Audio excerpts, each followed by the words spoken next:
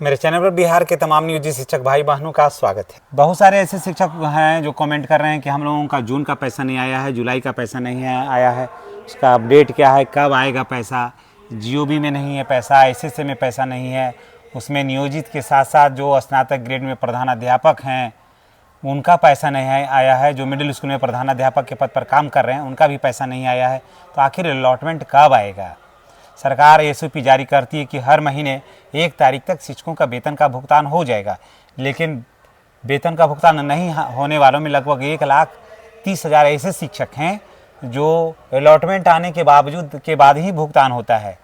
जी हाँ, इनका ट्रेजरी से नहीं है, ये लोग अलॉटमेंट जब सर्व शिक्षा अभियान में आता है तब इनका वेतन का भुगतान होता है, और जब अलॉटमेंट नहीं आता है तो वेतन का भुगतान नहीं होता है।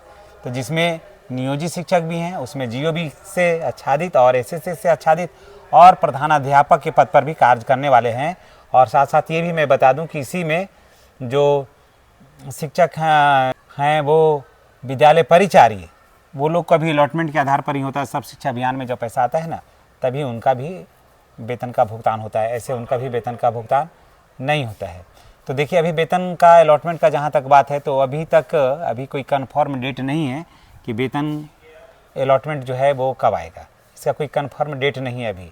और ऐसे कहा जा रहा है, एक संभावित डेट बताया जा रहा है कि 25-26 तारीख के बाद ही अलॉटमेंट होगा।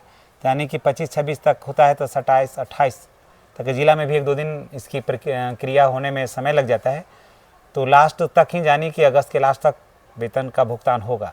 अब सवाल ये है कि जो अलॉटमेंट आएगा तो कितने महीने का आएगा? तो अलॉटमेंट जो आएगा वो 2 महीने का ही अलॉटमेंट, जैसा सूचना मिल रहा है कि 2 महीने का अलॉटमेंट आएगा। तो जिनका जून जुलाई बाकी है, जून का भी, तो जून जुलाई उनका पेमेंट हो जाएगा, और जिनका जुलाई तक हो गया है तो जुलाई और अगस्त का पेमेंट हो सकता है। लेकिन एक डेट पर नहीं होगा, अलग अलग डेट पे होगा।